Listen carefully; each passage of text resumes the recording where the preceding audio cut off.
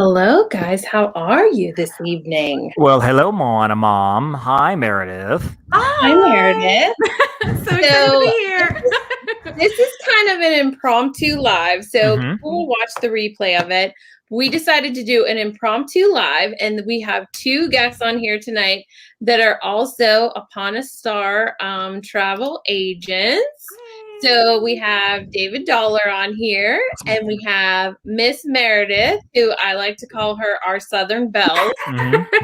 Of the agency. And the reason that we are jumping on here tonight is because we are going to discuss about the announcement of the Disney Genie finally being released, announced, more information brought forward. We talked about it. Oh my gosh. Was it like in 2019 when they announced it? Yep. I think it was right before everything hit. I want to say it was in D23 in 2019 when they were announcing this new program that was coming, and we were all like, "Oh, well, this will be fun." Exactly. So they announced it in 2019, and then we never heard anything. And I will say it's probably because of COVID. And then we just thought, well, maybe it'll get put on the back burner because a lot of stuff that Disney announces, then they don't happen, and that's fine. We're good with it. But then they announced today that Disney Genie is here. It's coming. And we're going to have more information available to us in the upcoming months. But we just wanted to run through real quick about the things that we do know, some opinions on it, and I guess like what our general thoughts are of it. I think like the good, the bad, and the magical. What unknown is going on? Does that work? Yeah. Well, I think we knew that Genie would be a paid fast pass, or we knew that the paid fast passes were coming. I mean, it was unofficial, but it was one of those unwritten secrets that everybody knew. Yes, fast passes are likely going to come back, and they're probably going to be paid. I myself didn't make the connection between Disney Genie is coming and fast passes are coming, so they'll be the same thing. I guess it makes sense because now that I look at it, I'm like, oh, well, of course, that's what was going to happen, but I didn't think about it. And, they dropped it on us today. They have no date of when it's going to roll out. They're probably still making that decision. My guess is, knowing Disney, that it's going to be the same day that Space 2020 reservations are available, because why not? Let's just make it a cluster muffin for the whole day. Let's just do it all at once. So a few things, and Heather asked me to run these down here. Just a few things, the stuff that nobody's really talking about, because we want to get to the stuff that people are talking about in just a minute. You get itinerary updates from morning to night, which means Genie will be updating your itinerary throughout your day, all on your phone. You'll find your favorites at a glance. You can create your very own quote unquote personal tip board. So you can go through and say, I want to do Tower of Terror, Rock and Roller Coaster, Mickey's Runaway Railway, the Little Mermaid show for whatever reason, and Disney Play Live, and it'll give you the forecasted wait time. So you can it'll give you that information, more flexibility and fun, which is what they love to tell you as well. Now, also there'll be like audio music you can play, I guess, as you're listening, walking down the middle of Main Street, USA. They'll have music for the castle and things like that. I'm hoping you have your earbuds in. If not, a lot of that's going to be happening in ambiance around you. It'll be kind of weird. The main thing people are talking about, though, is the Disney Genie Plus service, available for purchase for the price of $15 per ticket per day at Walt Disney World, or $20 per ticket per day at Disneyland. You can choose the next available time to arrive at a variety of attractions and experiences using the Lightning lane. Fast passes as a term, as far as Disney goes, is gone. Even though the rest of the humanity will use that term forever, it's no longer a thing at Disney World or Disneyland. You can do one selection at a time, kind of like Max Pass. If you're familiar with Max Pass, you go there, you basically purchase it on your app. You pick the ride you want to ride, like Haunted Mansion, Big Thunder, Rock and Roller Coaster, or whatever. Smuggler's Run will be on that. And so it's considered the next evolution of a fan favorite Disney Max Pass service from Disney World or Disneyland Resort. And so you'll have audio themed experiences, like I said, and you'll have unlimited photo pass downloads from your day. So that'll be included as well. The other thing that people are talking about is the individual attraction selections. Now, this is where, up until this point, I think everybody's like, okay, we get it. $15 a day per person, big family. It's going to be kind of a pain, but all right. But however, they've been doing this at Disneyland Paris, and people were wondering if it was going to come here, and now we find out that it is, where you actually can purchase an attraction time. So let's say you're at Seven Dwarfs Mine Train. I'm going to assume, and I haven't seen this spelled out yet, but I'm going to assume that you can get that as a Genie Plus pass. But if you don't want to wait, let's just say at the end of the day, and the wait time is 85 minutes, and you're ready to go, and like let's ride this, and Junior's like, I want to ride Mine Train or whatever. You look on there, and it's $20 a person. You pay the $20 a person. You pay the $80 or whatever, and you go straight and you ride Mine Train and straight onto the ride. Basically, you're buying your way onto that attraction. The key is pricing for this option will vary by date. Attraction and park will be announced closer to launch, which means whatever you pay for the Mine Train, let's just say the 3rd day of September, it's not going to be the same price as October 1st on the 50th, and it's not going to be the same price as Christmas Day. My thought is that, the minivans were wonderful. They were $25 when they were introduced. Everybody loved riding the minivans. They were so much fun. At some point, somebody along the chain at Disney was like, we can make a little more money off of this. Why don't we start charging surge pricing? So now that $25 van ride costs you $47 when you're going across property. I'm guessing that at some point they will look and say, why should a Max Pass or a Disney Genie Plus Pass on Labor Day cost the same as Christmas Day? Because Christmas Day, we have a lot more people and a lot more demand. That's a guess. I don't know. We don't know how this is going to roll out. We don't know when it's going to roll out. I do know that one thing I saw from a few people is travel agents basically are like, are they going to need this anymore? Yes, because everything that Disney rolls out this massive does not work initially. It's one of those things. There are bugs, there are problems, software. There's things they cannot anticipate. And that's why we're here. That's why we're here to be the experts on it. So that's the Genie Plus. We can talk about the Disability Pass stuff. They kind of added onto it in a few minutes if you want, but that's the Genie Plus stuff. So now I guess we can kind of talk through and give our thoughts. Do we like it? Do we not like it? What do we like about it? What don't we like about it? So we knew it was coming. I think so. I think people knew that a paid service of some sort was coming. I think there was hope that it would be like Universal, where the deluxe resorts got it for free, and maybe the other people paid which, by the way, Universal is one price for the whole day, and you get to ride as much as you want. But over the summer, it was almost $300 a day per person. So relatively speaking, this is not nearly as expensive as Universal was.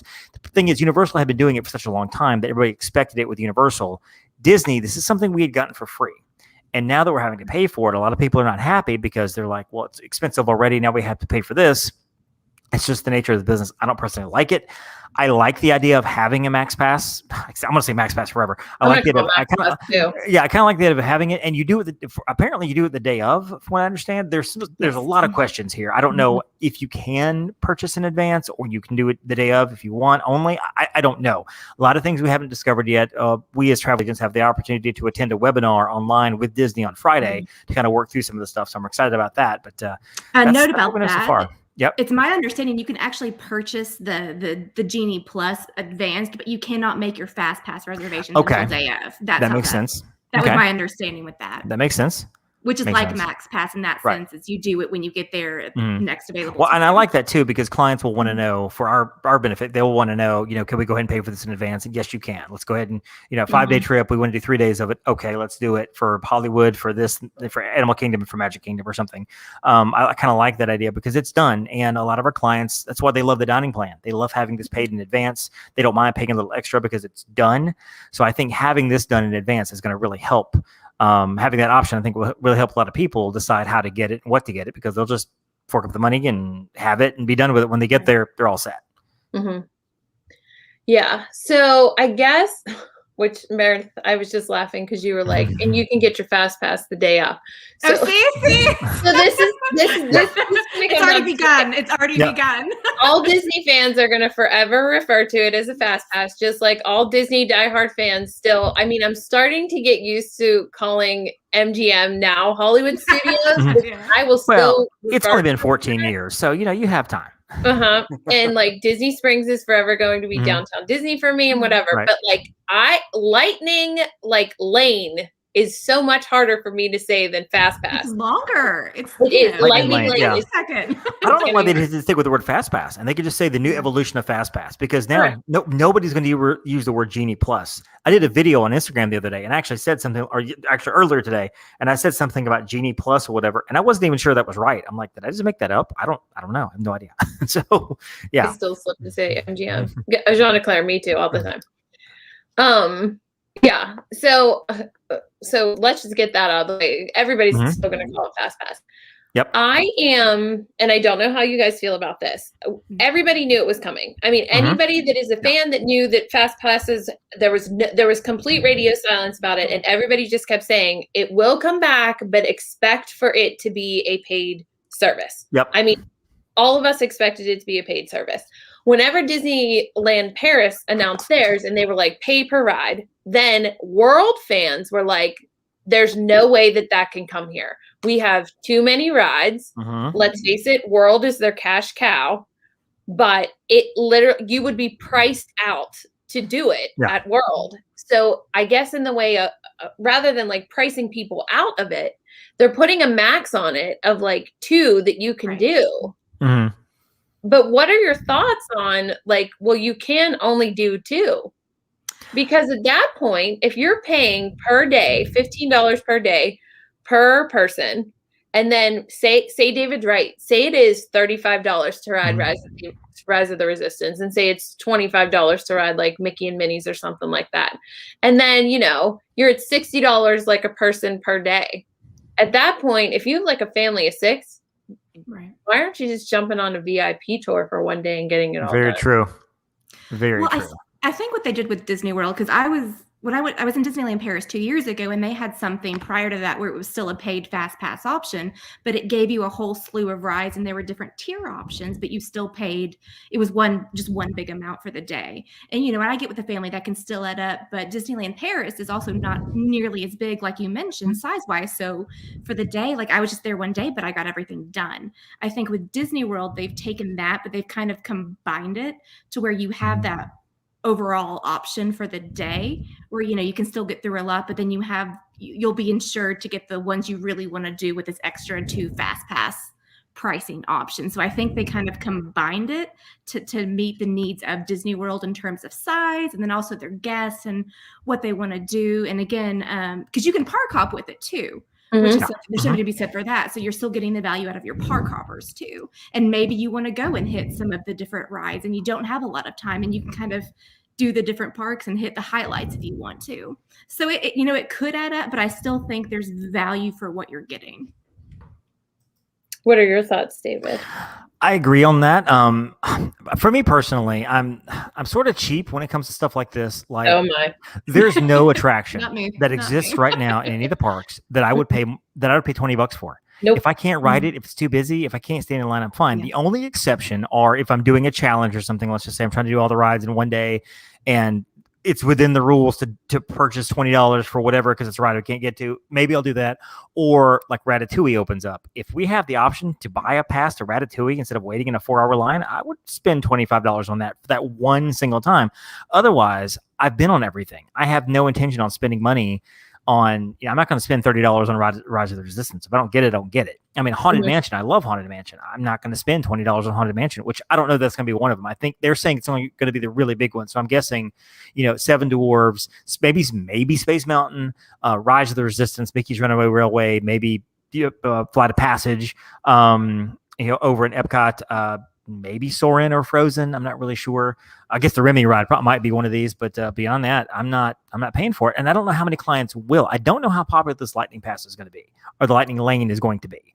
I just don't know. I don't know how it's going to go, because your family of 4 for a week at Disney World, that's $60 a day for one day. Let's just say they only do one day of these Genie passes, Genie Plus, whatever we're calling it.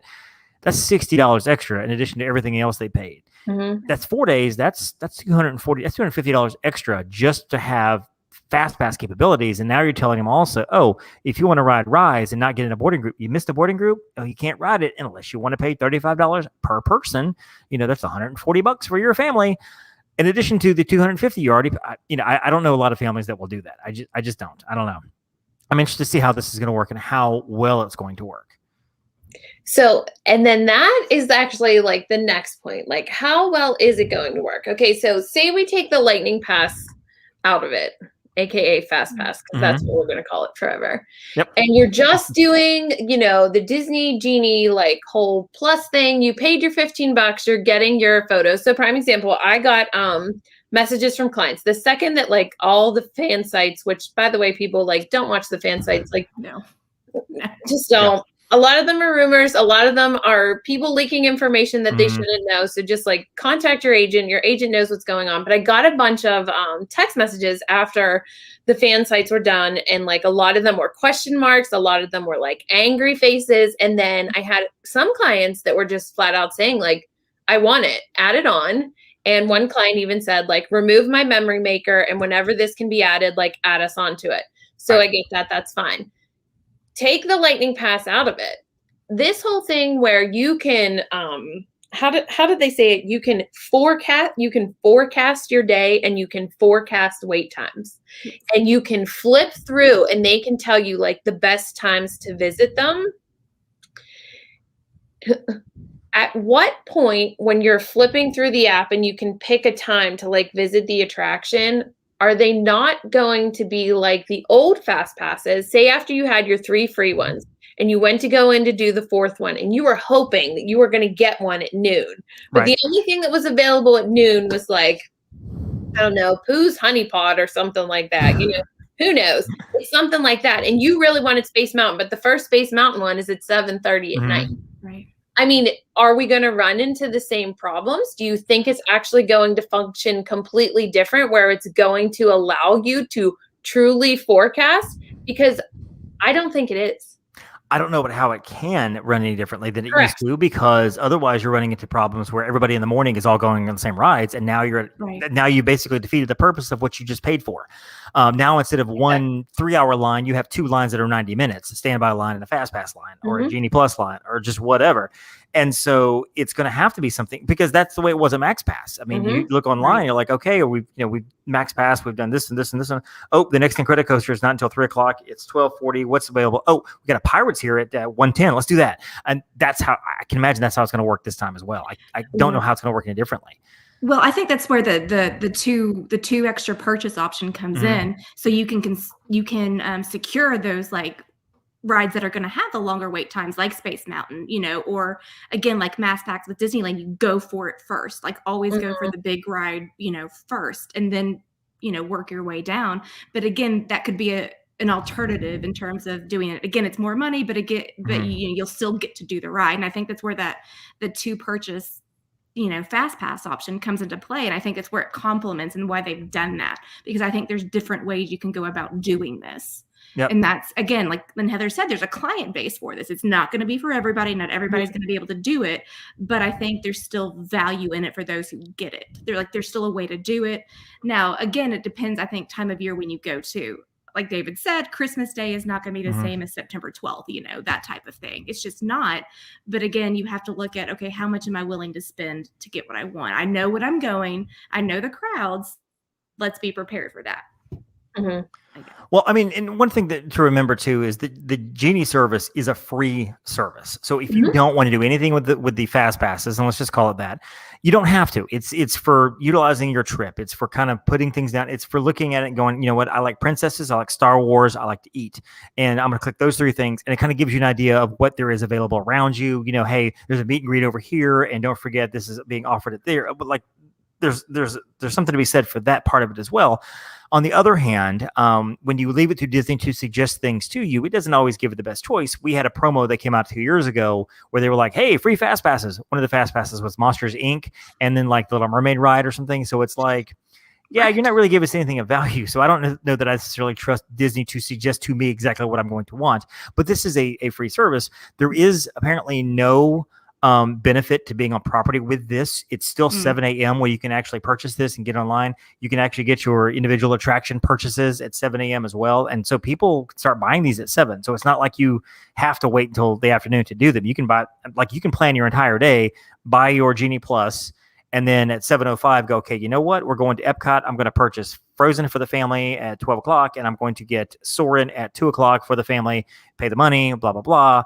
And now our day is set. So you'll be able to do that early as well. And I'm thinking this is going to be something that will be added on whenever we book trips as travel agents for families. We will have that option in DTA to be able to click add because you could do that at Disneyland with Max Pass previously. Mhm. What would add Genie Plus to your package and just give them the total price and say, here's your price for the Polynesian bungalow at Christmas week for your family of 10 with your 9-day park hopper tickets and your Genie Plus. Right. And then, you know. And you should have done a VIP tour. See, I think it's Exactly. clever of Disney, though, to be able to add it to the package because it helps soften that blow a little bit because you're not quite as aware, so to speak, of Right. what that price by itself looks like, if you know what I So mean. I think a lot of people are going to see it as like, oh, well, it's just an extra $60 a day. Okay. Right. So it's just an extra $60 a day. And they just figure, well, we're only going for like 6 days. Like it's fine, $60 a day. And then say they're going over Thanksgiving week and they see the crowds that are there. And then the kid is screaming that he wants to ride Rise of the Resistance. And dad is like, pay the $35. Let's just get on it because I don't want to wait in all these crowds. Right. So Ajana Claire has, this is insane. The problem is there will be so many people who will pay that it's not going away until people stop co-signing. I agree on that. But I also think that they needed to come up with, David is seeing the dollar. Hi, Mark. Clever girl. I think it is clever, like Meredith said. It's like it's a way for them to like sneak it in there for you not to realize. But I also think, do you know who's going to totally buy into this? Josh Tomorrow. No. Although he did make a quote, and I want to say that before we get off today, because well, I have to quote my Josh. The clients that we have that say this is our once in a lifetime trip, or like we're only going to do this and we're going to do it again in 10 years. Those are the clients that are going to say we're going big once and like we're not doing it again. Yep.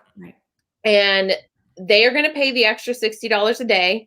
They are going to do the 7 a.m., pay the $20, the $30, whatever to ride the rides. But I think my problem is that the people that said 5 years ago, this is our one and only big trip. And now they say, well, you know what? We've saved up. We want to go again. Those people that had that experience 5 years ago are going to walk into this and be like, well, wait a minute. We only get like 2, like at least before we got 3. Right. And you somehow paid for that in the package too.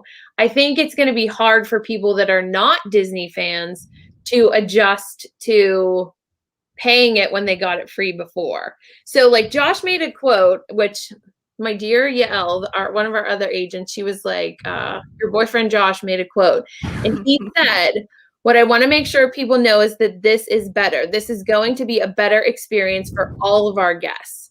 There's nothing more important, obviously, than our fans, and particularly our super fans. I mean, he's talking to me whenever he's saying that. We all know this, but I know, Mark, I'm right. I'm right all the time, Mark. You know this.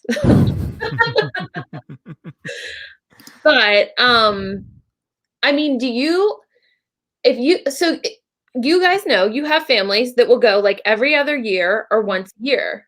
Those clients are going to be the ones that I think are with me. I will not pay for this. I will pay to stay in a deluxe, but I will not pay for it. And the only way that I think I would pay for it is to do it one time so that I know how it works for my clients, to do it like for them. But like when I go with my family, I will not do this. Now, are you talking about you would not pay to purchase the extra attractions? Or are you saying that you would not do the Fast Pass I wouldn't do it at all. Okay. See, I would do this, especially at Hollywood Studios, because I feel like that is that's the park that has the most e-ticket attractions that are always long. Like, because again, at Epcot, Frozen, Test Track, Soarin', you get through those 3, you got everything else is golden.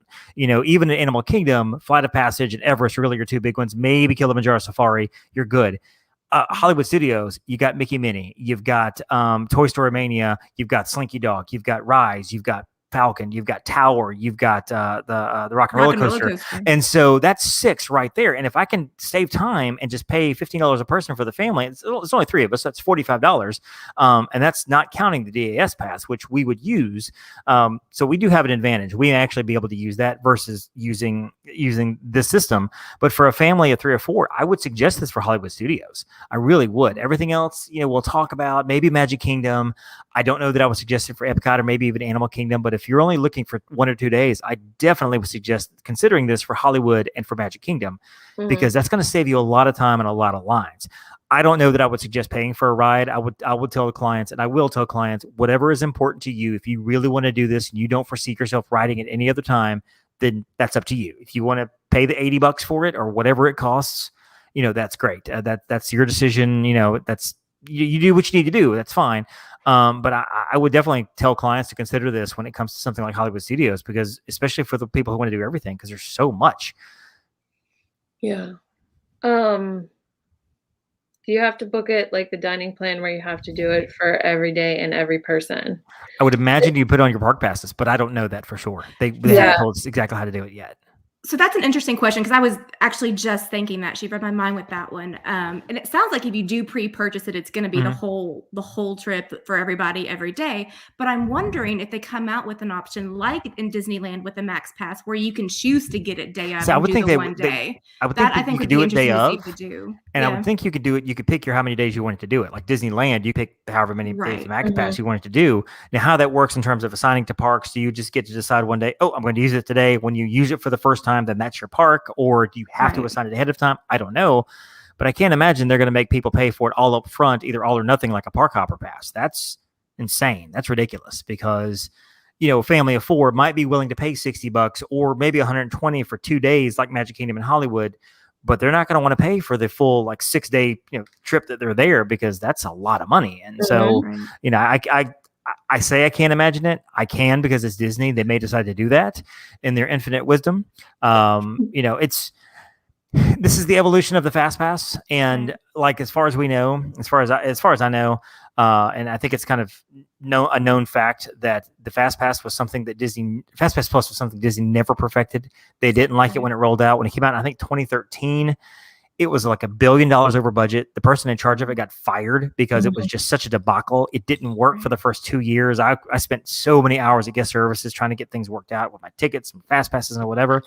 And so I know that Disney did not like the way it was. So really, I kind of feel like COVID, while they don't like COVID and what it did to their bottom line, if there's any shining light to it, they're able to do something like this and able just to completely rework what they want to rework, which is why we're waiting in the dining plan, which is why I'm very interested to see what that's going to cost us or what that's going to look like.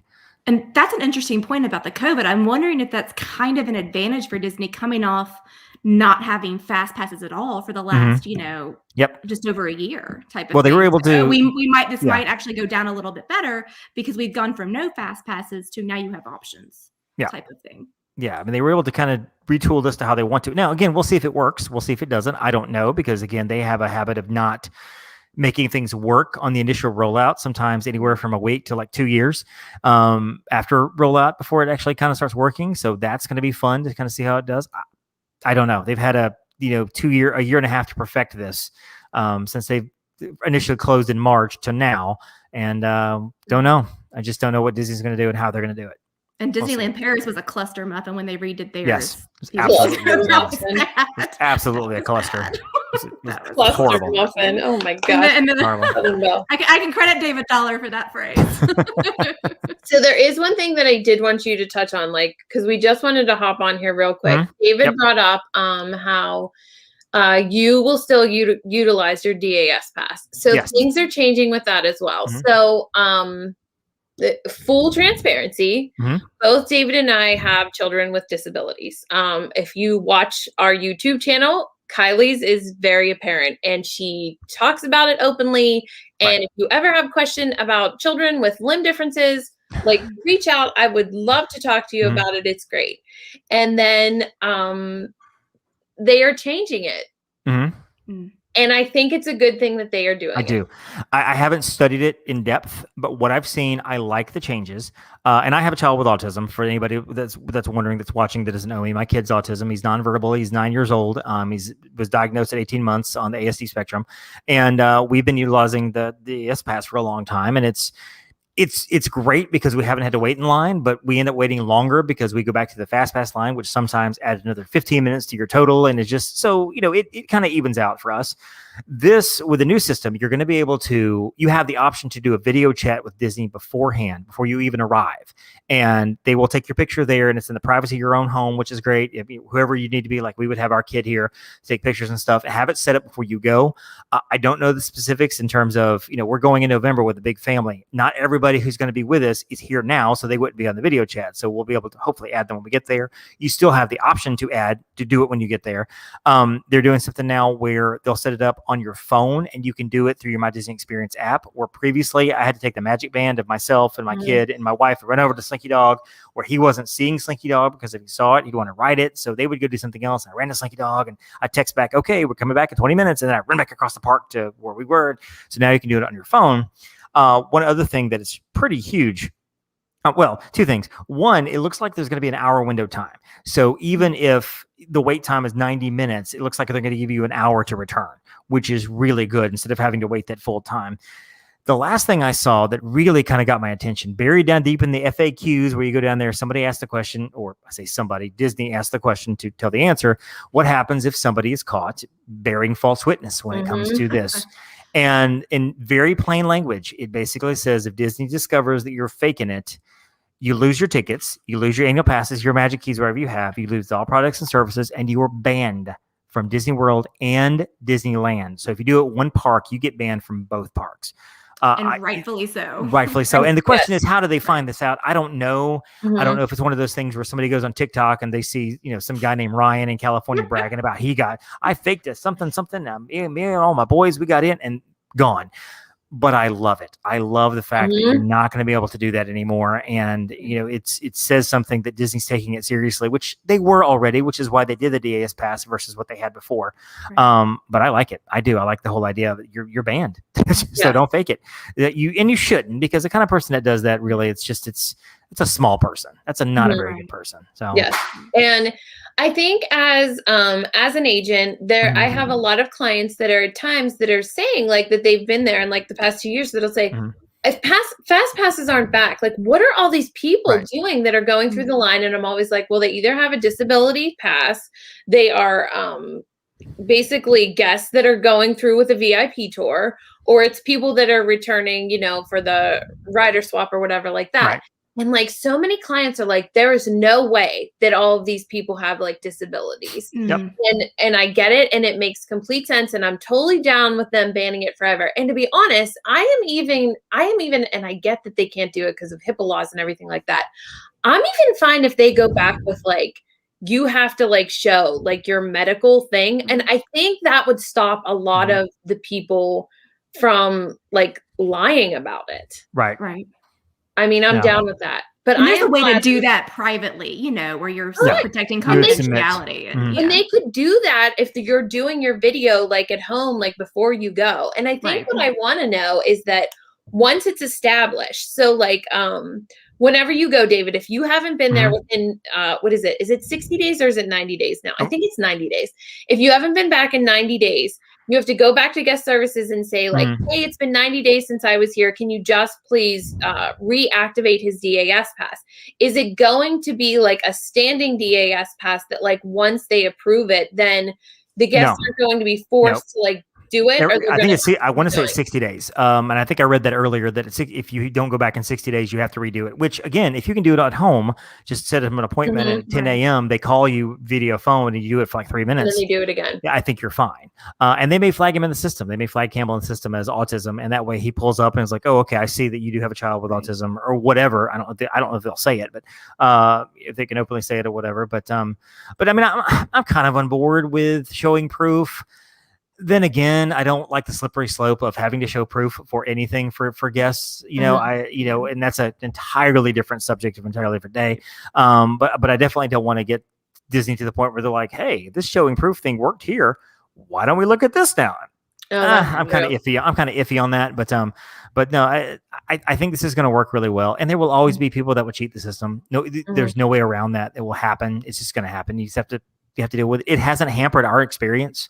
I think it was, I want to say it was my wife, but it might have been her mom or somebody else. And she's probably going to look at me and be like, that wasn't me. Somebody was in the bathroom at Disney and heard some teenage girls talking about how they had faked something and they had gotten the passes. And so they could get through the rides faster or whatever. And it was like, that's going to happen. It didn't hamper our experience at all. It didn't stop us from having a great time.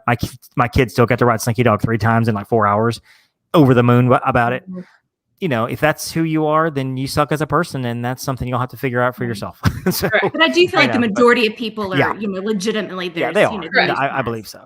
I think the one thing that people that Disney really needs to redefine is what qualifies, like physical ailments in terms of, I broke my leg and now I'm in a wheelchair. That doesn't really count because the cues are still, it is for those permanent physical ailments. It is for cognitive disabilities. It is for disabilities you can't see, or things that would not allow you to stand in a line or be in a line for more than, a few minutes. And my kid, 15 minutes in line, nuts. So it just, and a lot of kids are like that, autism or otherwise are like that. So, and some kids have physical disabilities that they're just not physically able to be in a line.